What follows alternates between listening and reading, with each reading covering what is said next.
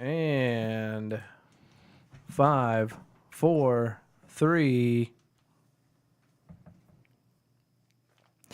Welcome, everyone, and pull up a seat at the table. It is Lunchtime in Rome. Tonight's episode, 267, is titled The Importance of Connection. Are there medical reasons to be connected to others? Are we disconnected from ourselves? Who is Gabor Mate? We'll be talking about that at the table this evening, so pull up a seat and join us. First-time listeners can subscribe on your favorite podcast app or watch us live or later on YouTube at Lunchtime in Rome. Visit us at lunchtimeinrome.com, and while there, you can take our relational needs questionnaire. Make sure to follow us on all social media. And it'd be great if you gave us a 5-star review. Jay, what specifically is this podcast about? Being alone is the worst. Good times aren't as good, and bad times are worse when you're all alone. Romans 12:15 says to rejoice with those who rejoice, mourn with those who mourn. That is how you keep people from being alone, and what this podcast is all about. We demonstrate that in the first 15 to 20 minutes of the podcast, and we talk about it for the rest. So while it may not be 12:15 in Rome, we're treating it like it is lunchtime in Rome. Now we get this out of the way. The preview I mentioned. Yeah. Well, that's a lot of applause. Yeah, I mentioned that we would be doing election wrap up and/or the actual topic for tonight. But all I want to say on behalf of Lunchtime in Rome is, if you are happy with what happened last night, man, we rejoice with you. And if you are sad about what happened last night, well, then we mourn with you. And that's the bottom line. Yep. What if you're neither of those things about last night? We are neither of those things with you. We are neutral. We are numb with you, not done with you. Numb with you. Right. It was a hot Halloween this year. That was a hot intro to... I thought you were going Dusty Slay. He always says, you know, where were you this weekend? Hot show. I was a hot show. Man. Hot show. It was a hot Halloween, let me tell you.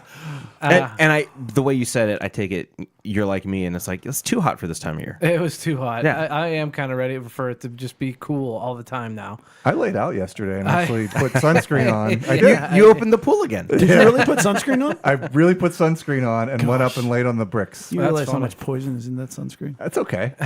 That's okay. It's okay. But no, we went over to one of Maggie's friend's house. Over in the near Universal area. Yeah, right by the Olympic By Webb's Gym. Webb's Gym, whatever it is. Yeah, the Olympic Swim Club. Yeah. Bow hands. And we walked a lot. This was like the first year where That's a big plan. We did Sneaky. we did a lot of that. Oh, you went plan. over there to trick or treat. Yeah, we hung out for a little bit before and after, and it was cool. It was very cool. Cool family. It was just so warm. I should have worn shorts. I don't know what I was thinking. That was Yeah, smart. it was. Because after a while, and I had a cup of water with me, and it ran out pretty quick. And then we forgot to bring Maggie's water bottle, so she was kind of on the struggle bus, at one Trick or point. treat, I get a cup of water. Yeah, seriously. Did you find any homes that gave like beverages? Because a lot of people do that. Nobody gave beverages. Because I know a lot of times you'll get the Huggies, Yeah. or a Capri Sun in there. But no, not this year. And I've seen for that neighborhood, they had a lot of kids going around, which was awesome to see, and also very nerve wracking the whole time. Is this over like Cypress Hill? Yes, Like yes, okay. exactly. Yeah. That's where the band came from. Yeah, That's the one. yeah. Twin Oak Drive. But it was very nerve wracking, trying to. Oh, no sidewalks. There's no sidewalks, and Which is your kid?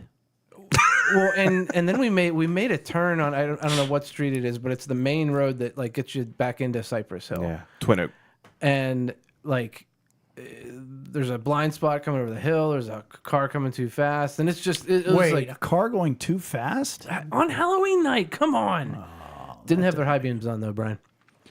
That makes me feel better. Yeah. They probably could have seen the kids better if they did. Yeah. I mean, run over a couple kids or high beams. But I mean, it's Halloween. Slow down a little bit. Yeah. You'd like to think so, wouldn't you? Yeah, but really fun time. Maggie had a great time. Hung out a little bit afterwards, and What was her costume? she was a policewoman. Okay. She had a really cool costume with the walkie-talkie and Remember the from the Trunk or handcuffs. Treat? Yep. I was not there.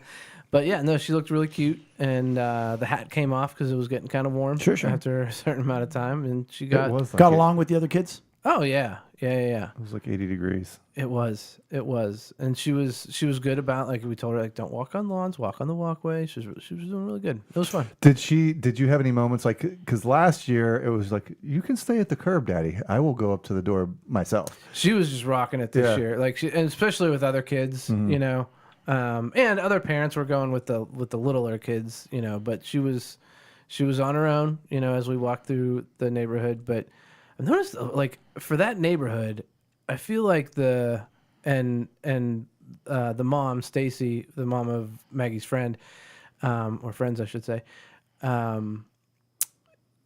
like, said, like, she's seen, like, a slow decline of people, like, giving out candy, you know. And Hey, candy was expensive this year. yeah, it was. I mean, Aldi, it was expensive. Yeah, and for it to be expensive at Aldi, that's saying something. That is. But That's for fun size. oh no, it was a great night. It was really fun. yeah. She had a great That's time. awesome. It's a memory. Yeah, and it might be a new tradition. We'll see. Yeah. Yeah, I went around with Abby and her two friends, and it was kind of funny but kind of sad. You know, our neighborhood's very hilly. Oh yeah. And her two friends, pretty much from the moment we walked out our door, were complaining about how their legs hurt. And as they're walking around, like, oh, we got to go up this other hill. You're not even walking Like, fast. And it's hilly. Bro, you guys are like 13 and 14 years But old. it's like hilly. It's not like going up Rosedale Street Yeah. or And it's kind of a mosey. yeah, it's a yeah, you ain't sprinting. Yeah. Right, but Many of just these maybe aren't athletes. I would say they were not athlete girls. Maybe they are, but it was just kind of like, what are In a you guys NASCAR kinda doing? way. Like, what are Yeah. you guys doing? You know, in a NASCAR kind of way. But we had a good time. Abby, That's cool. You still went with Abby. I still, yeah, I mean, that's cool. I'm not letting three girls wander around. I mean, even though my neighborhood's nice and safe and everything, I still felt more comfortable going around with them. Yeah, it was and there was still part of me. It's like I kind of want to still be involved in this. Sure. Yeah. It's know? fun. Yeah. Yeah, and we had a Pine Hills fire truck come around our neighborhood. You know, tossing, Giving out turners. Yeah, that's always a Giving good out time. turners. Yeah, Yep. that's a good one. Took Chalupa on the walk with us, and then while we were doing that, Lex and Ethan and Nick Yep. and Nick's girlfriend were all at our house watching Oh. Scream. Who's he dating? A girl named Via. She is not. Why are we telling Nick's business? But anyways, Because I like Nick. I want to celebrate with yeah, Nick. Nick. Nick But the yeah, rat. we just hung out at. They hung out at our house, and then by the time the girls were done complaining about trick or treating, we were able to just They didn't watch the movie, but we hung out in the living room and watched the movie and just laughed. And Like in a good American family. it was fun. And Ethan Ethan wanted to stay home and give out candy to the trick or treaters. And Yeah. you'd see him get up and give out the candy, and you'd hear Ethan, and it was like a bunch of kids from his high school were coming out, like just walking around our neighborhood, and That's cool. So yeah, it was a good time. Windows open, like you were saying, because it Hot was Halloween. warm. Yeah, it was cool. Me, you, me. Me. All right. Two things. Yep. Maybe three. This morning, got up, put my contact in my right eye, and then I went to put my contact in my right eye, and I didn't realize what was wrong. And I thought, oh, I must have switched the contacts because my reading contact is my left eye. But when I put my right contact in, it was real weird and blurry. And I'm like, oh, I must have screwed it up. For the listeners, you have the eye issue. Yeah, I use reading contact in left eye, distance contact in my right eye, and I can pull that off. And yet, no, I put two contacts in my right eye. Yeah. Yeah. But you couldn't tell by feel. You weren't like, No, it felt great. it felt better. And I pulled off the outer right contact without pulling off the inner right contact. I did that last year when I was trying to get my multifocal, new contacts. I was trying out some test contacts, and I was in Lens Crafters, and I did the same thing. Like the guy gave me a couple samples. I did the same thing, and I'm like, why is this not working right? And he was like, is it possible that you put? I was like, I don't know. So, and then I did the same exact thing. Like I didn't realize it was possible. I just don't know why I would do that. Right. I went right eye, Maybe right eye. verklempt about. Well, it's something you do every day. Like it's one of those things. Like why would I do that? It should be a habit. Right. It is. That's weird. Yeah, it sort always it has out. been. That, and I had I could talk about the book. Still excited about it. I'll tell you this. I gave copies to my immediate family members because this is important for the podcast. Brothers and sisters, their spouses, and their immediate kids. So not their kids' spouses. Because the book's coming out November 22nd, but I can get a couple of hard copies, or not hard copies, but physical copies. But I thought this was their journey too. This was a major part of their lives as well. And so whether they want to read it or not, like Rachel looked at the chapters, looked at the pictures. That's what Rachel's done. You know, Joe read the first chapter and then he's like, whoa, there's a lot to that. And he's like, I'm going to go kill some teenagers on Call of Duty. And that's what he did. But I wanted people to be able to process it at their own speed. If they want to read it, they can. Because then what's going to happen is the book's going to come out and people are going to talk to them about it. Right. And so they either need to be prepared or not prepared. And it's been interesting and rewarding to hear my different siblings, because I haven't heard from any nieces or nephews yet, and even know if they've all gotten them, but their reactions. Like Mary Lynn read the tributes, and then Mary Lynn read the back of the book, which was from 10 years ago, people saying how they were brought back to faith through our journey. She didn't read anything I wrote. You know, Jan read the entire book in one setting, all 206 pages. Wow. And, you know, and she said, I don't read. She goes, lately, I haven't been able to read anything. I can't, I have so much going on in my head, so much going on in my mind. I can't settle down to read. And she said, the balance between your story and the application made it so much more. Because I said, did you read it all because you were invested? You know what I mean? Like it was your life. Sure. You know, she was like, yeah, but no. And then Kathy got hers the other day and she immediately texted me and she was like, you know, already crying, and I'm on page I. The cover. And then she got to the forward, and she was like, you just don't give anybody a break, do you? You just go right into it. Because like the first chapter, I say, December 24th, 2010, we got the worst news. And we were going to become that family, you know, the one everybody pities, whatever else. And she not circled it, but with the screenshot circled it. Yeah. And was just like, you just get right into it. You don't even let somebody breathe. And I was like, I don't know what to tell you. So that's been fun. And yesterday was 10 years, right? 10 years. To the day. 10 years.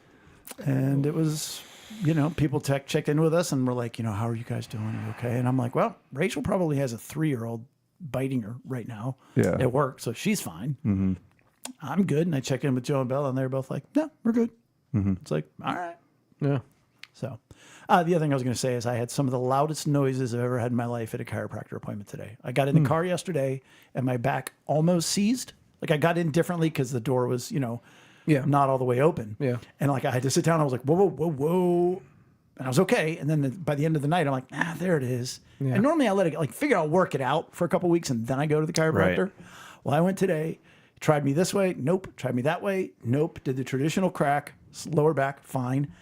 The next one, it was as if you took a 2-inch branch and snapped it in half. Wow. Like, it was so loud. And then he did my legs, which he almost never does, and where he just pulls on your foot to align your hips or whatever, which seems like voodoo. And the one was loud, and the second one was both my ankle and my hip. Yeah. And I felt taller. Yeah. Do you do the adjustment where you're standing up, he comes behind you? No. Okay. Is it? Never mind. Hey, discernment. Yeah, good job. I was going to make a really inappropriate joke there, but I'm not going to. Let me tell you what it was going to be. I'm just kidding. Naked. Good. I'm gonna go back to Thanksgiving or Halloween. We had our kids are older, and so for the past maybe 4 years. Amy and I have enjoyed handing out candy together. Our ultimate is, we're going to sit in the driveway. We're going to bring our fire pit up and sit it in the driveway, just like sit in our camp chairs and like have a nice fire. Yeah, that'd be cool. And hand out candy. In your Renaissance gear. That'd be cool too. We've gotten to do that once because that first year it was nice fall weather and we did that. And then we've had a couple like rainy Halloweens. Finally, at least I guess I'll take the 80-degree good weather because we did get to sit outside together, but it was way too warm for a fire. But something has happened. Like our neighborhood, the trick-or-treating has been dying off for years. Like when we first moved there, and that was like over 20 years ago now. You're old. We'd get like, again, not huge numbers for like big neighborhoods, but we get like 60, something like that. And, you know, it's a healthy-ish number. Yeah. Interesting thing. Yeah. I grew up trick or treating in That's that right. neighborhood, Yes, you so did. we crossed paths by like 10 years. I mean, it's 10 years, but like you know, No, you didn't cross paths. well, We missed each like we other. missed each other by Yeah. 10 years. Yeah. How was it when you were a kid in that neighborhood? Amazing. Yeah. Like you went to Upper Collins, you went till like all the way out Idlewood until you didn't want to walk anymore, and then you came back the other way. Yeah. Dude, so much candy. Yeah. Oh, and there's still a good amount of kids in the neighborhood. Yeah, but I think they go else. I think they drive and go somewhere else. Fox My Channel. neighborhood. Yeah, maybe. And size. so we sat out there, had a great evening together. So all good, but we had 2 groups of kids the whole night, totaling. Wow. I think totaling seven kids. So we Jeez. sat there for 2 hours. Like the first group was maybe in the first half hour, and the second group was like when there were like 5 minutes left, and they were probably just like they were like trudging back home. Yeah. You know what I mean? It's when you dump the candy, you're like, here you go. Yeah, kid. I know. We're like, here, just take a handful. Just go.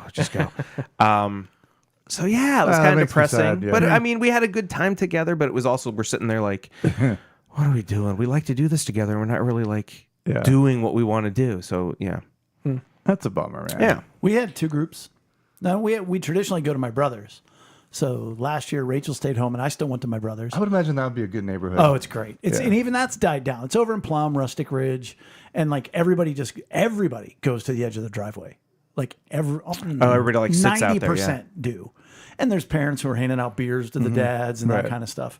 And even that's died down. But the last 2 years, like Rachel stayed home, and this year I stayed with her, and we had one from the Gypsies across the street, and then an hour later, 3 teeny tiny ninjas.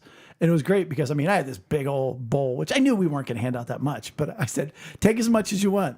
Didn't have to tell them twice. It was like ravenous. So, which is fine. I took quite a bit And you last took night. some, I yeah, did. took some last night. Yeah. But we're grateful for that. You know what else we're grateful for? What's that? Gabor Mate. Nope. We are grateful for the people for all of you who sit at the table with us each and every week, and those who sit at the head of the table. And we want to give a special shout out this week to not only Breaking 90, but to Mrs. Breaking 90.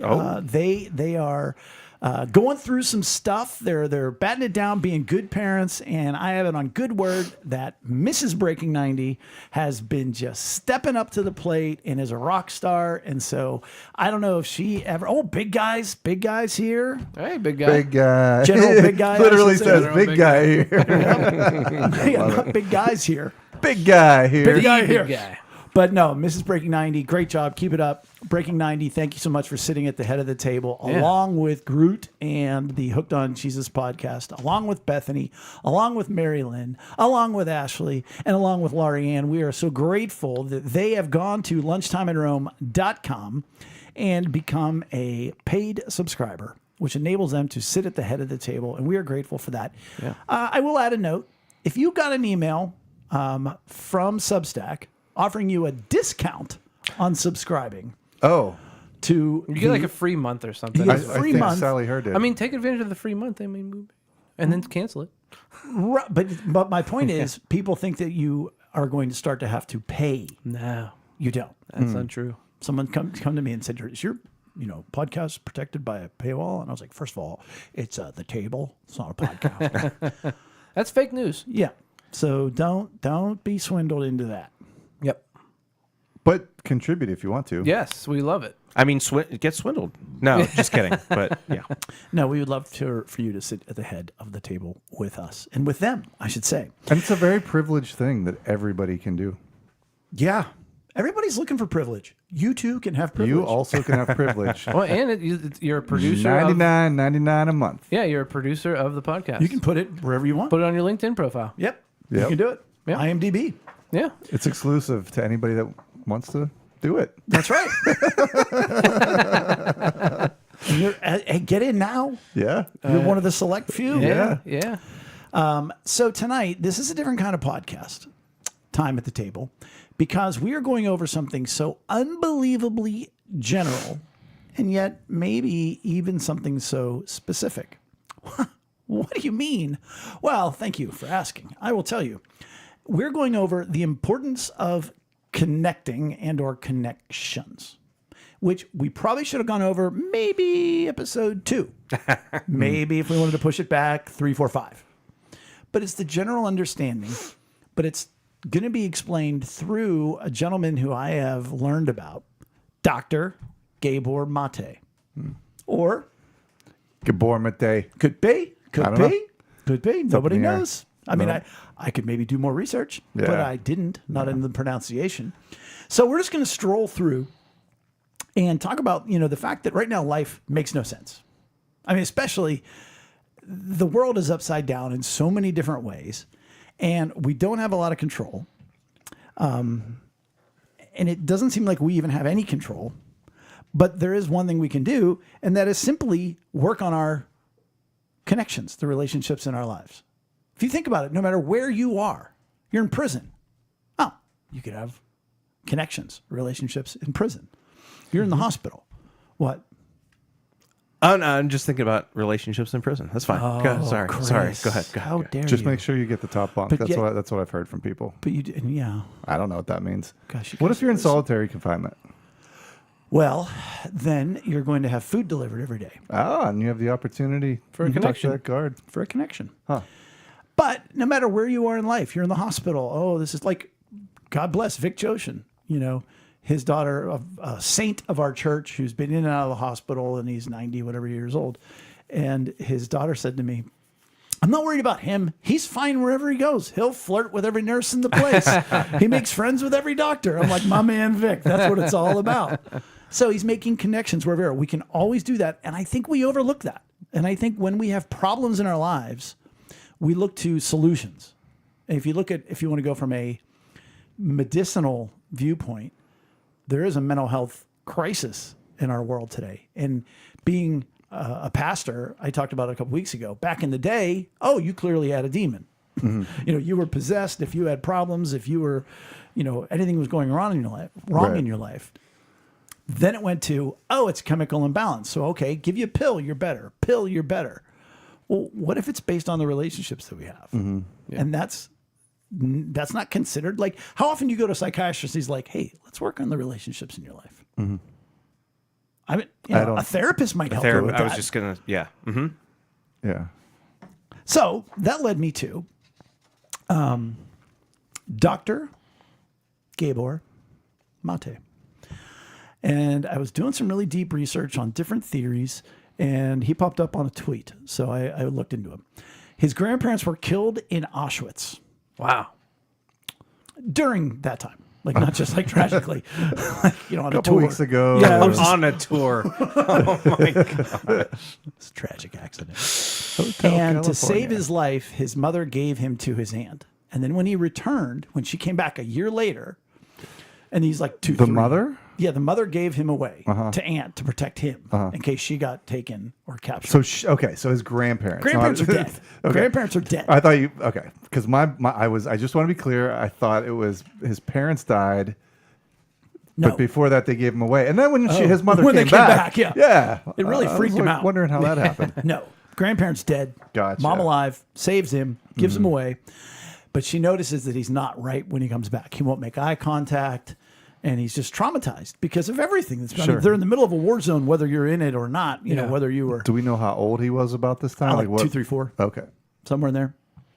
And so during Vietnam, that era, he goes to college in Canada. He was born and raised in somewhere over there. Anyhow, Europe. But he goes to there and he becomes an English teacher for a while, and then he goes on to med school. He was a teacher for like 5, 6, 7 years. Then he goes to med school. Family practice, 20 years. All in Canada. All still? in Canada. Okay. It's entirely in Canada. And he starts working with people who have AIDS and a lot of people with addictions. And what he became was this expert on addiction and very, very much a contrarian in the medical industry. Oh, I like him. Now, he's not a psychiatrist. He's not a therapist. He is a physician. And here's something I ripped off either his site or whatever. It says, he defines addiction as the use of any behavior or substance to relieve pain in the short term. Now, that makes sense. Yep. We can break this down as we go. Because for some people, drugs, alcohol, Social media. social media, shopping, porn. A person may try to stop, but will ultimately crave further relief and be prone to relapse. By this, go ahead, Chris. I was looking at that definition. Can I point something out? The second half of that first sentence sounds important to me because you said it's any behavior or substance to relieve pain in the short term. And I skipped the line too, by the way. That leads to negative consequences in the long term. Mm-hmm. I think that's part of addiction, right? Like, because some things you do in the short term, like, Well, and then the follow-up line, which is they try to stop and they can't. Right. Okay. Yeah. But Dr. Drew, good friend of mine, he says that, one of the major signs of addiction is when you start to experience negative consequences and you can't stop. Mm-hmm.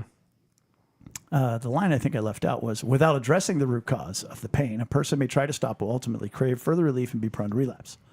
By this definition, many things in modern culture have the potential to become addictive, such as gambling, sex, food, work, social media, drugs.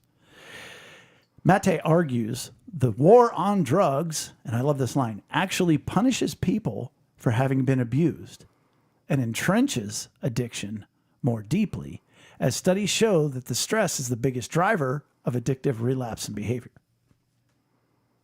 I like it. The war on drugs has been just such a colossal failure and waste of money. And it just pushes people to find another way to do it. Well, and if you think about from where we are, it adds shame. Mm-hmm. Like if you're going with his model, that you're just trying to get away from a negative stimulus in your life, trauma, whatever else. So now I do this. Oh, well, I did this, so I'm bad. Mm-hmm. Well, then what am I going to do? We talked about where do hurts go. One of them is, guilt, self-condemnation.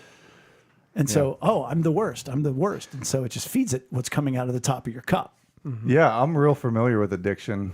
I am a very addictive person.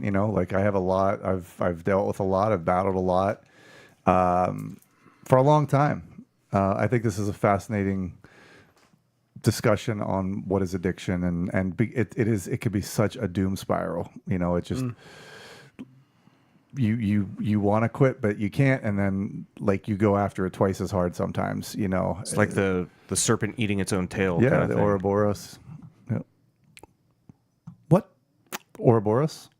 Is that what that's called? The serpent. Yeah, the serpent eating its tail. When the lights come out of the North Pole. Oh yeah, that's the the Ouroboros. And he's also that pro athlete agent. Oh, that's Scott Boras. Yeah, no, the Ouroboros is the dragon eating its tail, but the self-fulfilling prophecy or the circular problems.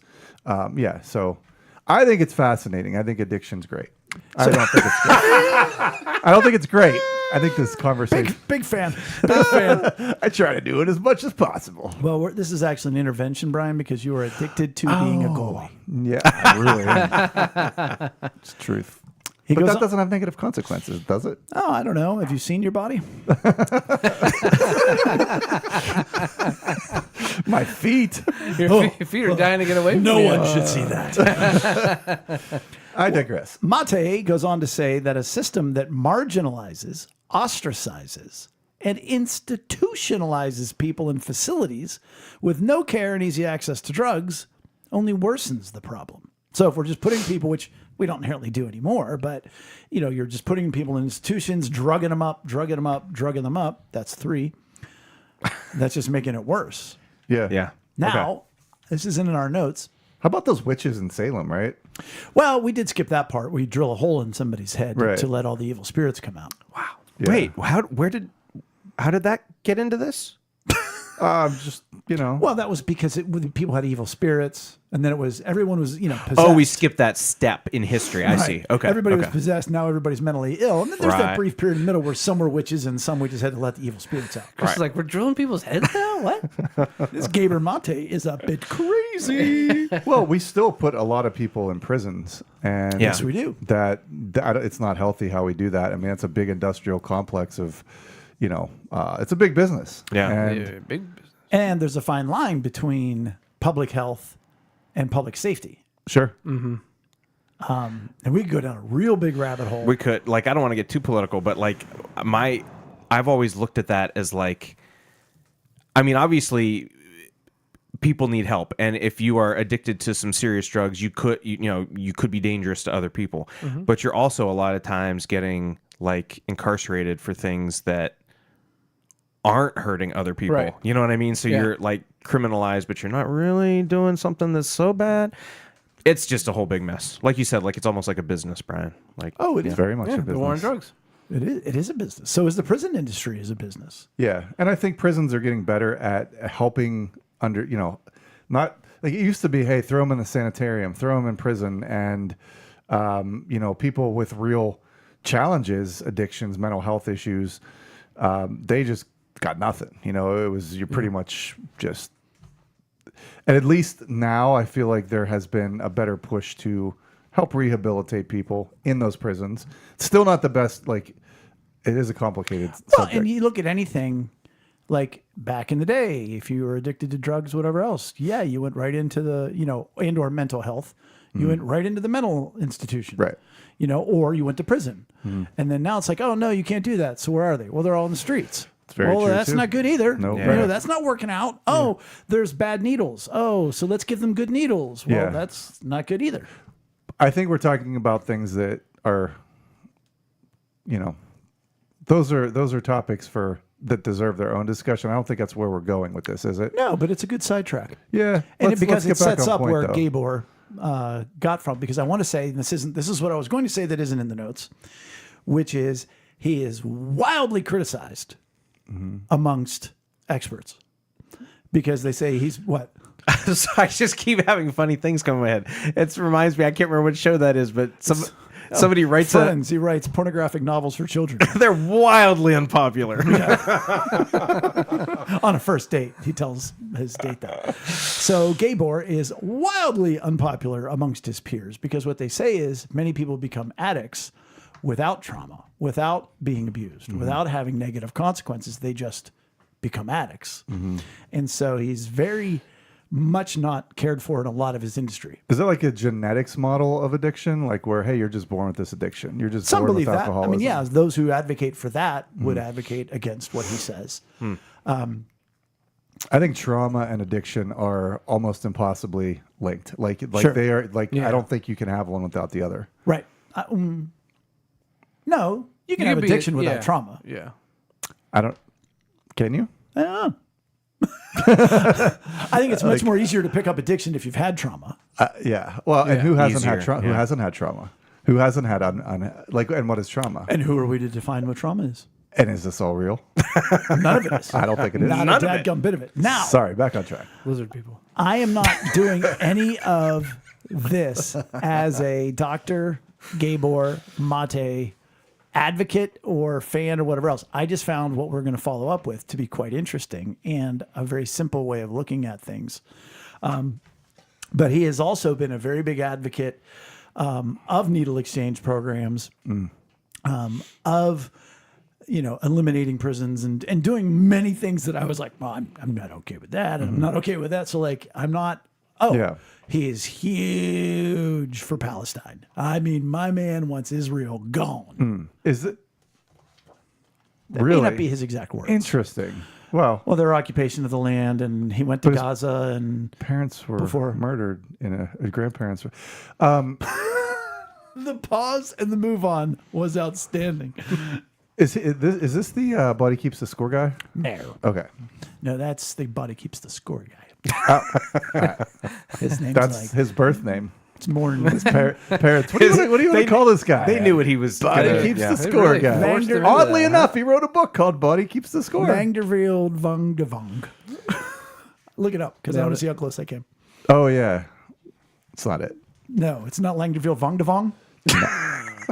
I'm sorry. Please continue. This is important. So what he says, and through all of his research over his years, he said he figured something out. He goes, your body, now this is what's so funny is, your body does know how to heal itself. It just needs the right conditions.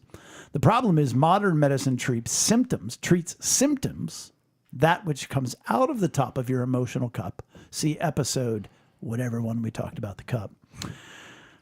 Treats the symptoms while ignoring the root cause. And this is why he has a revolutionary approach. Would any of us argue that? No. No. And that's, by the way, that isn't just true emotionally. If we want to get down and dirty and just talk about medicine, our guy Troy from the 9 a.m. who now lives in Iowa. His doctor was treating him, and he said, Troy, he said, it's not my job to slowly manage your death. It's to make you better. Okay. Yeah.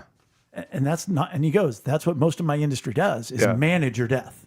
Well, because again, talk about big business. Just bought.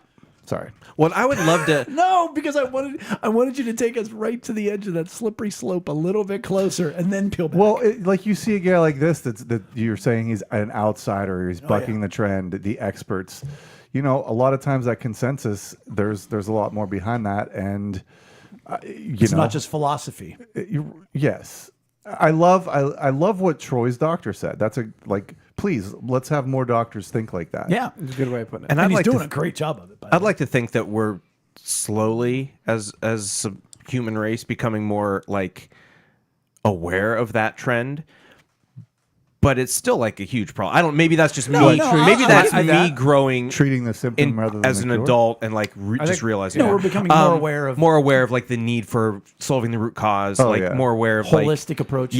Yes. I think. Well, I think at one point we were very acquainted with that, and then we've had this medicinal industrial complex, especially in the United States, over the past 50, 60 years.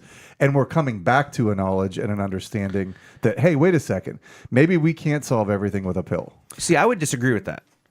Only in that I don't know if there was a time in history where they really had their finger on the pulse of like, how do we solve this root problem? How do we in history? Yeah. Of all of mankind or our history? I don't know. Well, I just meant that's a pretty bold statement. Yeah. Right. Well, I withdraw my statement for the moment. I mean, we have all these like homeopathic not wives' tales, but what are they called? Like holistic medicine. Yeah, that kind of like they may not have known what the root cause was, but I do feel like maybe like drilling holes in your head. Maybe that's not old-timey cures. Maybe that's not a holistic thing. It comes back to Dusty Slay. Always. Famous comedian, when asked, and I've said this on the podcast before, if you had to go back to 1960, so now that's 60 years, woof, and you were sick, and you could either go to a doctor in 1960, or you could have your phone from this year, and and like Google stuff and treat yourself. Which would you do? And he said, I'd rather go to the doctor from 1960 than my doctor now.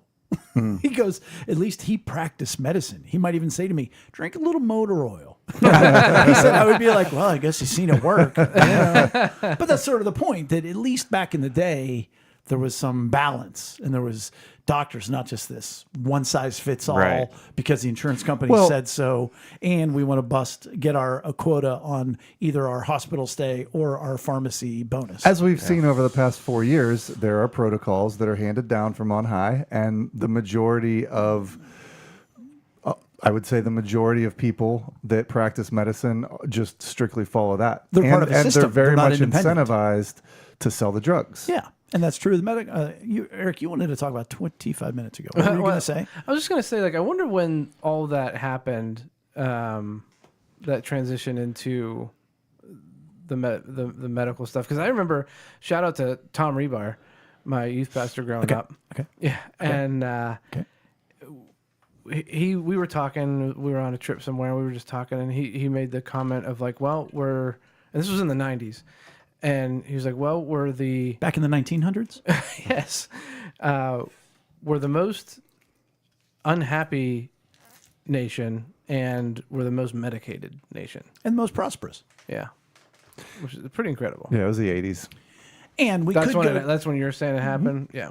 Well, and some would argue long before that, with the change in the focus on colleges for medicine and some big money that went into those type things. And we could talk about the manipulation of the food industry and how that's affected health, but we have a lot of other things to talk about. No, but it's a good point in that he is certainly a contrarian. Mm-hmm. And when one looks at his solutions, his revolutionary approach to fix this condition, number one is to reconnect. So make a connection with your body. And he said, take 5 minutes of stillness every day. Notice the tension in your shoulders, the knot in your stomach, the racing of your heart. Right, Chris is just nodding. This is great. I just thought I'd look over. My heart's racing. And Chris is like, I'm doing it right now. my heart is racing. My head is sweating. Don't try to change anything. Just observe. The simple practice starts rewiring decades of disconnection. It's interesting. A couple weeks ago, Lex told me they started this thing at her work where they're having intentional breaks of like 20 minutes to a half an hour of stretch breaks or physical awareness breaks. And what was it? She was just stretching. Like maybe it was like last week or 2 weeks ago on one of these first things. I'm stretching right now. She was just stretching, and she was like, it hit her. She was like, it brought me back to this place where I was aware of my body, like even just stretching. It's that intentionality, like and it's like we reconnecting. Well, and how do you become aware of emotional needs? Well, you start to be intentional about it, and it's the same. If you're not aware of your How are emotions, you you'll be even gonna- manipulated by your feelings. Right. If you're not aware of your body, you'll be manipulated by stress. stress. Yes. So, if you remember this July, I came back from the time that Rachel and I spent celebrating our anniversary in St. Lucia, talking about the book Switching on Your Brain and how they have a 5 to 7 day, or 5 to 7 minute a day plan. The number one thing was to be aware, and it's aware of what you're feeling physically, but then also what your memories and your past experiences. So like, what are the stimulus hitting you right now physically, but also emotionally? And so here's, Gabor Mate saying the exact same thing. Just observe. The simple practice starts rewiring decades of disconnection. And Can I ask real quick, where I'm trying to place him in history here. So he was a doctor in alive right Canada. Right. So when did he start coming out with these like in the 2000s? Oh, okay. All right. Like his practice was like from 1980 to 2000. And, Okay. And even just and he's worked in hospice and he's worked in a lot of different places. And even just the concept of rewiring your brain is somewhat relatively 2000 new, where and on. people really thought, hey, can't brain's teach broke. can't teach an old dog new tricks. Pork chop. But like they really thought that you just couldn't do anything about the it. neuroplasticity of our brain, Right. that it was not that way. And so that's new It's as well. revolutionary. It is. And it matches scripture. Yeah. Go figure that. So he goes on to say, that what we do is we accept normal in society and is actually deeply, what we accept as normal in society is actually deeply traumatic. Mm-hmm. Always being on the run, always being under stress, the endless pressure to achieve, the pressure to thrive, to survive, and that our bodies are paying the price, which goes to the body keeps the score by Gabor Mate. Ingut van Ruschen. No, Vong Dvong. I texted it to you. It's Bessel van der Kolk. That's exactly what I said. That- Yep. We're not thriving, we're surviving. Yeah. The constant rush, the stress. Well, our bodies are paying the price. We celebrate pushing through the pain, and we admire those who never complain. And this seems to be like as you're reading this and as I'm reading it with you in my brain, it seems to be like a very American thing. Like you think about people in Italy, or some of these old world European. I've worked enough today. I'm going to take a nap. Right. But I don't know, like, and there is something to pushing. I through the love pain. to achieve. I love to push through. I'd like to try it sometime. Touché. Was that like a Michael Scott a mashup little there? bit. Yeah. I love an inside joke. I'd love to be a part of one sometime. No, but I get what you're saying. Brian, I'm B. sorry. Keep going. No, it's a good point. Well, it's like do this before you do that kind of stuff. Like, cause like to get through a workout, you got to push through the pain sometimes. Right. and I think that we kind can of do thing. both. I think we Right. can successfully Absolutely. balance all of these. And one would argue our society, American society, if you will, not in balance. Wildly Right. unbalanced. Not in balance. Wildly. Especially emotionally. That seems like what you were saying, Brian, is like it's when you said it's like an American thing. Like it feels like the expectations we have on ourselves are definitely different than like we were saying, like maybe European or wherever. Well, and we have done a lot of amazing things in this world by Right. pushing through. You know. Well, let's have other people push through. Let's be healthy. Okay. Like Elon Musk. He can push through, get us to Mars. I'm going to take a nap. Yeah, I like that. I can't wait to tell my wife how European I am. How like I'm so old. I'm not lazy. I'm European. I'm doing the healthy thing. What are you talking about? I'm connecting with myself. I am honey. way ahead of my time. Me and Gabor Mate. All right. I'm just following the good teacher's teachings. But also, you can't lay around all day. You definitely cannot. But You're meant to do hard work. You can't drive and never pay attention to your body, which is why I like this, which is, hey, okay, push, but then pay attention. Right. And I think if you become emotionally healthy and aware, then you really start to balance this. Like I think in a lot of ways it starts with that awareness. It starts with that intentionality. And then you can practice that in other areas of your life. And then over time, you can become very balanced as you emotionally heal. I often use physical needs to teach and illustrate emotional needs. Mm-hmm. And if you think It's about almost it, like they're linked. like they're both needs. Huh. No, not in that way. Just to teach one from the other. But my point is, if you really worked hard tomorrow and you just pushed, everything else, and you came home and therefore out of your ear was a stream of blood, you'd notice that. Right. And then the next day you go to work and you push and you push and you push. Now it's even bleeding more. Yeah. You wouldn't just be like, well, I got to go to work tomorrow. No, you'd pay attention to that blood. We're not paying attention to the emotional impact. One of the things that really impacted me as I was learning about ancient Israel and how God set up, their culture was He gave them a day of rest. He gave them Sabbaths. He gave them celebrations, and it was a very intentional. You're supposed to go, like, it's very clear. Go, make hay while the sun is shining. I was going with balls out, but go on. Yeah, but make hay while the sun is shining. Be very purposeful. Be very industrious. And then, however, John Taffer, I don't know. shut it down. Shut it down. Oh, bar rescue. Shut it down. Shut it down on the seventh day. It's not a suggestion. God said this is a law because I know human needs. I know the cadence of how a human body's supposed to work. So here's the example of that. And we've completely lost track of that. And instead, we praise people for working themselves to exhaustion.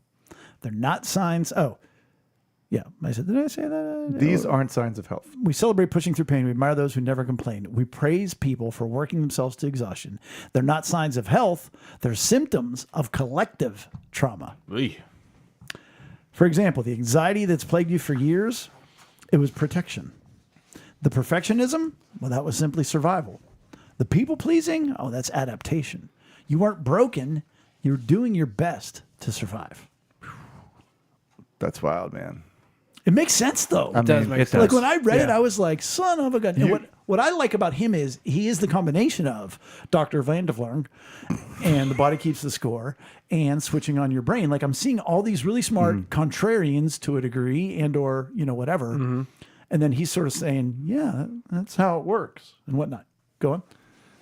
You went, Just the fact that most people they go through their entire life simply surviving and hanging on and white knuckling it, and their physical body oftentimes shows it. You can see, like, you see somebody that you went to high school with and it's like, wow, you've aged. And they tell you about their life and it's like, okay, I can see how that happened, But don't we see it, like I see it on the one end of the high achiever. They're push. And I know somebody. Yeah, like I don't want to say like I see you don't. That's fine. But then we also see the people that are resigned to I can't do anything. And they both suffer from the same. They're barely surviving at the bottom. They've given up trying. They don't want to get a job. But that's how they survive. That's how they By make giving it through up. the day. Right. Right. Therefore, never try, as Homer Simpson Moral of the says. story is you've tried your hardest and you failed. Now, his solution is in about, I think he's written like 3 or 4 different books. But to summarize it, real healing happens through connection with yourself, meaning, hey, what's going on? What am I physically feeling? But also, like switching on your brain, what am I experiencing emotionally, both in this moment, wow, I'm anxious, but also historically, what happened to me before that's making me feel like this now? And so having a connection with yourself, but also with others, having interaction. My life cracks me up in a lot of ways because, you know, over the weekends, I'm a pastor, Rachel's home, it's go, go, go.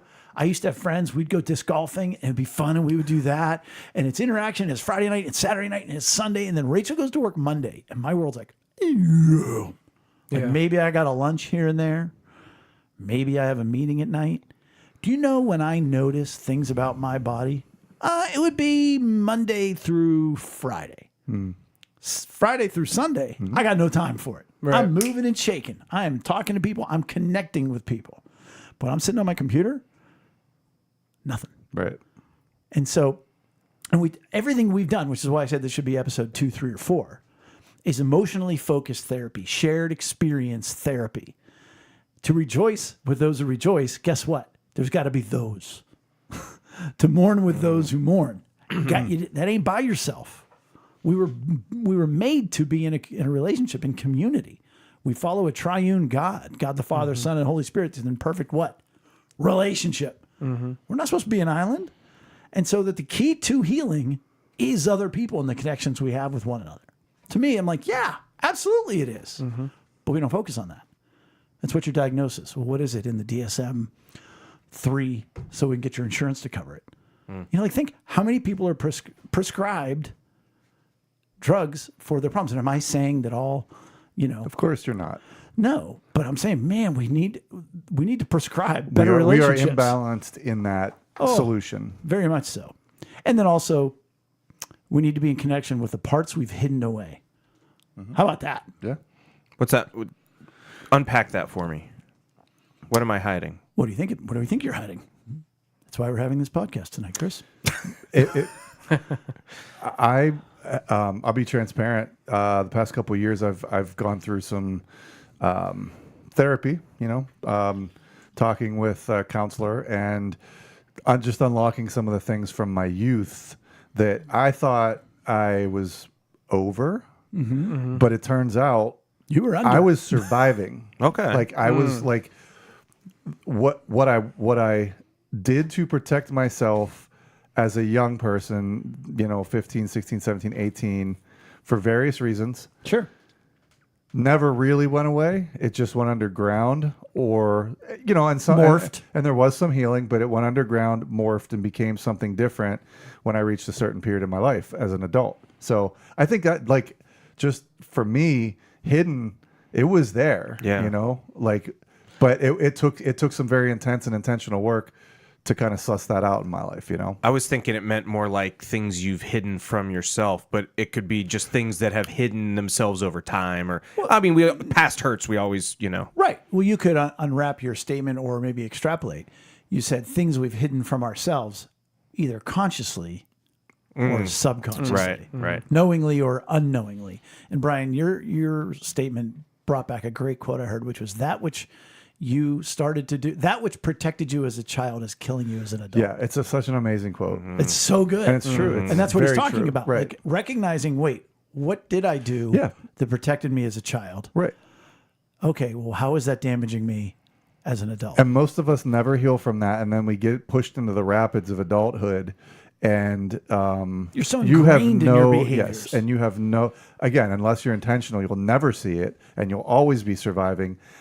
But then, if you do start to catch a whiff of it, you know, you are able to step back and go, "Wow, this pace I'm running is it could be healthier if I deal with these things." But I've never dealt with these things.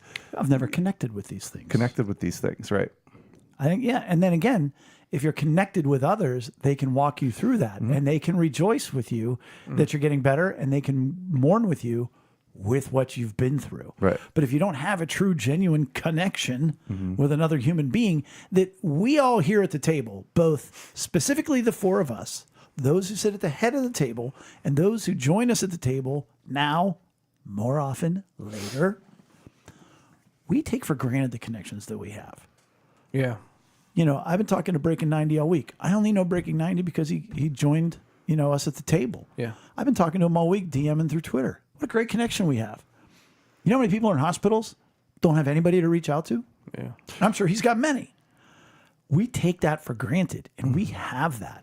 And that's why, I preach until I would say I'm blue in the face and just till I get pissed off about the importance every week of building new relationships. Like people are, this past week, and I'm going on. I talked about the need for belonging in church. Simply somebody mattering because you have some form of a relationship with them. They haven't earned it, whatever. And I told people, it starts by calling somebody by name or making up a name for them. I walked out of Aldi's Sunday afternoon, 75-year-old African-American man coming in, I'm leaving. We did that little shuffle. I backed up, did the downward head nod, and I said, my man. And he looked at me and he goes, my brother. And I'm like, best day of my life. I love that. That's fantastic. And he laughed and I laughed and we kept going. 2 days later, I'm talking to Rajon as he's checking out. We talk about football. Yeah. And as we walked away, I put my hand in the air. I said, all right, Rajon, I'll see you. He goes, holla at you. And I'm like, best day of my life since Sunday. People don't have that. Mm-hmm. And it's on us to be that to a world that desperately needs it. What did my man Groot say? He's finally here. And No. that show too. No. No, what did he say? He says, I have arrived. I didn't miss it. I have arrived. We have big guy here. And I have arrived. The announcements are phenomenal That's tonight. so funny. So funny. We're going to give Best Announcement Award moving forward. Best Self-Announcement. Mm-hmm. So, yeah, the connections with yourself, with your physical self, with others, with the parts you've hidden away. And he says, Mate does, the opposite of addiction is not sobriety. It's genuine human connection. And I will say that's something that other people also argued, but I think it's pretty brilliant. It is brilliant because when you're addicted to something, you're trying to fill a hole that could much more healthily be filled by Connections. Yeah. And what type of therapy works in recovery more than any other? Group. Yeah. Oh, interesting. I don't ever hear of anybody with a one-on-one counselor getting sober. I don't even Right. think they do that. As it Spite, is. spite worked pretty well for me. Well, spite. Spite therapy.